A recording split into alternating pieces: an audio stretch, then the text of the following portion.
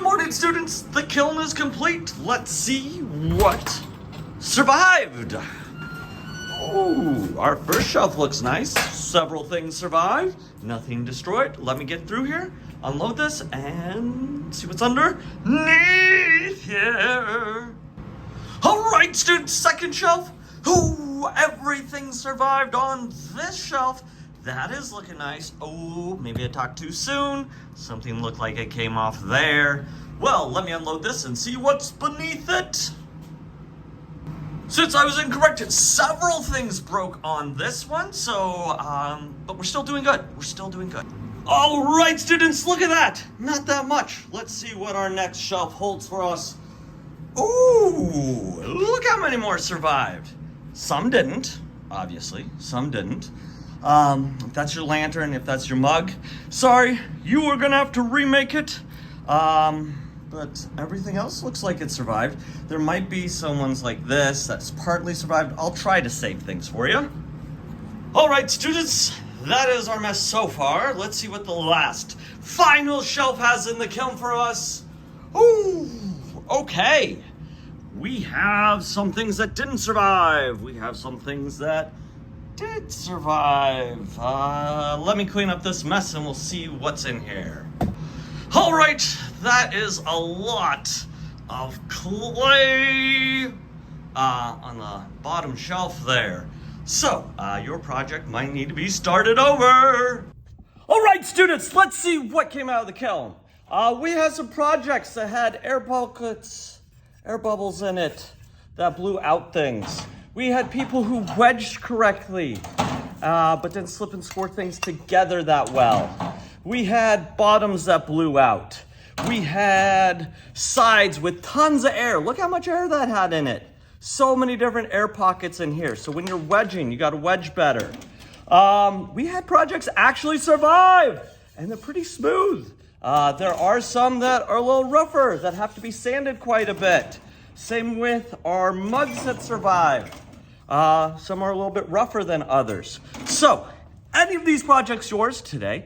If you're rebuilding it, I'm sorry. I'm sorry. It sucks, I know. But hopefully this is the one you'll get. If you are sanding, use the sanding mat, and then we'll talk about glaze in just a bit.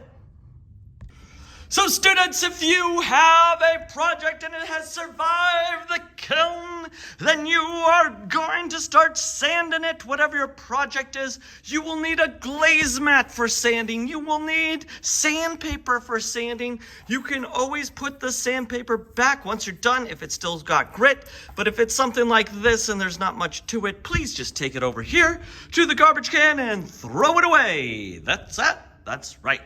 So, you'll take your mat over to your project and you will take your project and you will start sanding it till it's absolutely smooth. And then you will start glazing. So, you've all seen my video on sanding, so I'm gonna make a new short video on glazing. All right, lantern people, when your lantern is smooth all the way around, everywhere has been sanded smooth. There is no rough spots, things like that. This one needs maybe a little bit more sanding, just a little bit. But once it's all sanded smooth, you will be able to start glazing. So that is what we're going to do today.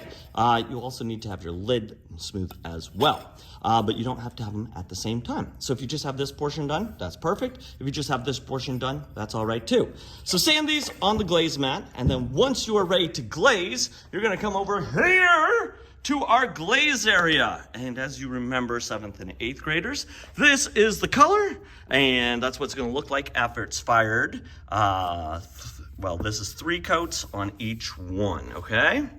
The nice thing about our lanterns, we don't have to make these food safe, so like our mugs last year. So no one's gonna be drinking out of them, no one's gonna eat off of them. So you do not need 3 layers. You can have 1 layer, which is sort of like a watercolory look. You can have 2 layers that looks more like acrylic paint. And then 3 layers is very, very vibrant. The only reason we do 3 layers on the mugs is because we want to make sure that it's absolutely food safe, so no one gets sick when using it to eat or drink on.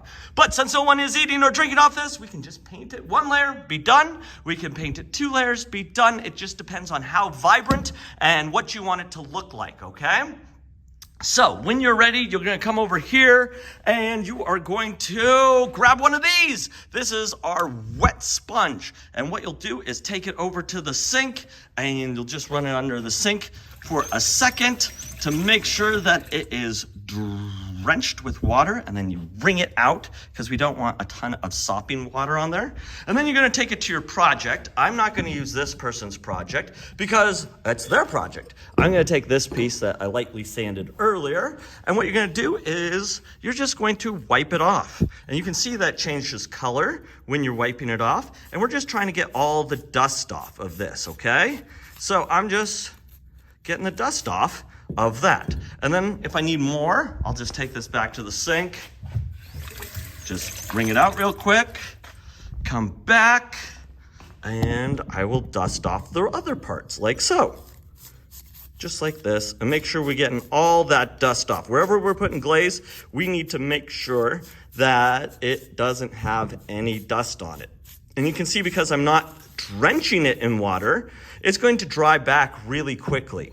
It's going to dry back really quickly, and I know it will be dry when it starts looking like that on this side. You can see there's a wet spot, and that's the dry area. So it's going to dry out in front of your eyes. I'm gonna take this back, and well, it's drying. I can do a favor for the next person and just clean it out for them. And then I can put this back in the wet sponge station right here.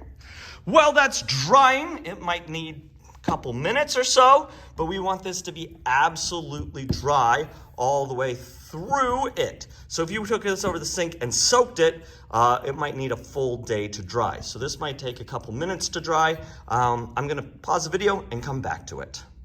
All right, students, I am back. It's been a few minutes, but it's still not fully dry. You can sort of see it's still a little bit dark. If I started glazing on this wet side, it's not gonna be dry enough to adhere the glaze. So I'll keep waiting. All right, students, I've come back. It's been several more minutes. This thing is still not dry, and I can feel it. It's still wet to the touch. It's kind of damp, whereas this side is super dry. This side is cooler, so I can still tell that it is still moist. This stuff likes to really hold on to moisture. So I would not suggest just soaking this and letting it sit, because like this has been, what, 10 minutes so far, and it's not fully dry yet. So I would let it still dry and wait. This is a good time to, like, I don't know, work on other things that you need to, help someone else. You can also clean while you're waiting. But yeah, there's nothing you can do but wait. So I would suggest not soaking your project, but just wiping it with a wet sponge that has been wrung out. All right, 3 minutes later, it's looking like it's dry. It's still feeling kind of damp compared to the other side. So I will keep letting it dry. All right, students, it's been about 16, 17 minutes. This is now dry to the touch on both sides. It doesn't feel cold or damp anymore. That means it's time to start glazing this. So what I'm gonna do is come over here and pick which color I want to use. Do you hear what I said? One color. Color. So we have 3 of each color. There are some with 2. That means we're running out of that color. So those are our most limited, as QVC hosts would say. But you can come over here, grab a bottle. Remember, we're not shaking it, but make sure the lid's on so it doesn't spill all over. And then you're gonna walk this back to your spot like so. Put it down. Then you're gonna come over here and you're gonna pick a brush. Are you doing small little details? Small brush is perfect for that. Are you doing medium details? We have medium brushes for that. They also cover really good far areas. We also have big brushes for big areas. So depending on what you're doing, you pick the brush for your job. You can only use one brush at a time, and we only have enough brushes for one person to have one brush at a time.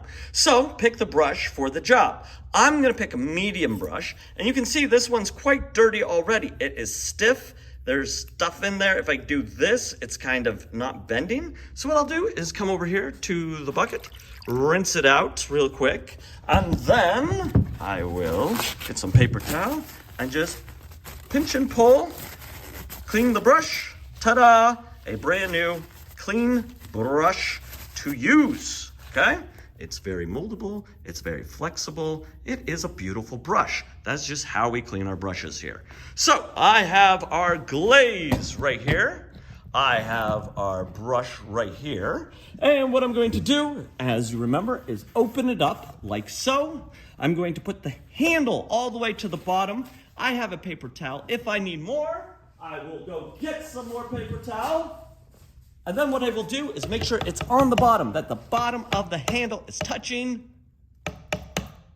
There we go, the bottom of the bottom. And I'm going to stir, and I'm going to stir slowly. We do not want to shake it, because if we shake it, that creates air bubbles. And air bubbles create spots on our glaze that does not adhere.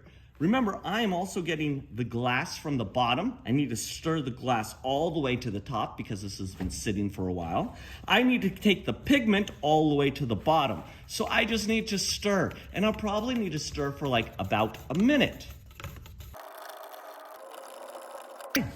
Now that it's done, I have all this glaze on my handle. What I'm going to do is just pinch and pull the glaze down back into the bottle, saving it. So it's dripping back into the bottle so that we can use more glaze. This is how you save some glaze. And then the rest of the glaze is just going to be on my paper towel so I can clean it off. Now my handle is clean. My brush tip is clean. I am ready to paint. And so what I'll do is just dip my brush into the glaze. And we want some brush hair showing. We do not want it to go all the way to the metal. This is where the brush attaches, and if we can keep the paint or the glaze away from where it attaches, it makes your brush last a lot longer. So I'm going to paint this on where I want those colors. And I am going to try to get everywhere. And if you see right there, I just went over this little spot right there, but it didn't fill in right in that area. You can still see it's a little bit white. So I need to go back in, and I can dab and fill in that gap. And I can just paint. I can paint around things. I can paint over things. Now, this is just one layer. So if I wanted, let's say, a patchwork, let's say I am doing like checkered patterns over here. I could do checkered patterns. That's one layer right here, okay? If I want to do 2 layers of these things, I need to wait for them to fully dry. So me just going back over this area, that just counts as one layer. So I am going to put this on. I will wait for it to fully dry. This one's almost dry. You can sort of see it. There's a pale side and a dark side. That pale side is the dry side. This darker side is the wet side. So I'll just wait for this all to be pale, and then I can paint over it for my second layer, if I wanted to, okay? So just waiting. You can talk to your neighbors. How was your weekend? What did you do last night? Have you played this video game? Are you watching that show? Who's dating who? Did you read the news? I don't know. Things like that while you wait for it to dry. And it will slowly dry. And we're getting there. You can sort of see it's blending in its color. It's taking out the moisture to dry. And once it's fully dry, then I can put another layer, and then that counts as 2. If you want to do that. Remember, we're not eating off of this, so we don't. We can leave parts of this white if we want to. That is totally fine, because we're not eating off of it. So if you wanted a white or a cream color to interact with your pattern, you could have that. Just know it's not going to be shiny unless we put a transparent glaze over it, and that is something we can do if you wanted to. So go back into the glaze. This one's fully dry now. You can see I dripped on the bottle. I can just clean that off. If I'm dripping on my brush, I can just pull it off on the edge right there. And then I can just go right over it again. And now this part is going to be brighter than that part. Even though I brushed on 2 sets of glaze on this one, it was fully wet at the time. And so that counts as 1 layer. This one was dry, so when I put this wet layer on top of it, it's going to stick to that dry layer, and that's gonna make it more vibrant and pop, okay? So you're just gonna paint up your lantern however you want, wherever you want, except for the bottom. We do not wanna paint the bottom of your lantern because it'll stick to the shelf and I'll have to break it off. Also, think about not painting the pinky width of the bottom of your lantern all the way around, just so that no glaze drips down and fuses this to the shelf, okay? So that is how you paint a lantern. Once you are done, you're going to clean off your brush by pinching and pulling, pinching and pulling, pinching and pulling, like so, and it should be clean. You can take it over here. You can rinse it out over the faucet real quick, rinse, and then put it back in the right container. This one is the medium brush. I'm just pinching and pulling the moisture out of there and then reshaping the brush so that it looks like a brush. And once it dries, people will want to use that more. And I'll put that back. Then I will make sure the lid goes back onto my container. I will screw it on nice and tight. If any of this spills, whoever spilt it is responsible, so I'll take it back. I'll put it back in its section where it goes, all neatly lined up. It says lilac, lilac, lilac, that's lilac, and so on and so on. Then I'll put my project that I am working on, not on the shelves over there, but back in your bins. Whatever table you're at, you have these B bins. This is where you are going to put things that have been fired as well. Let's see, I have some 6th graders who have done that. See, B-bin, things that are fired, perfectly. That's where you're gonna put that. Then, once you have put your project where it goes, you are going to make sure that you put your glaze mat where it goes. If there's any glaze on it, you can clean it up so we don't get more glaze on it. You could pick this up, bring it over here, and lay it down nice and smooth and neatly so that it doesn't get all frumpy. And then you can clean up your table as always.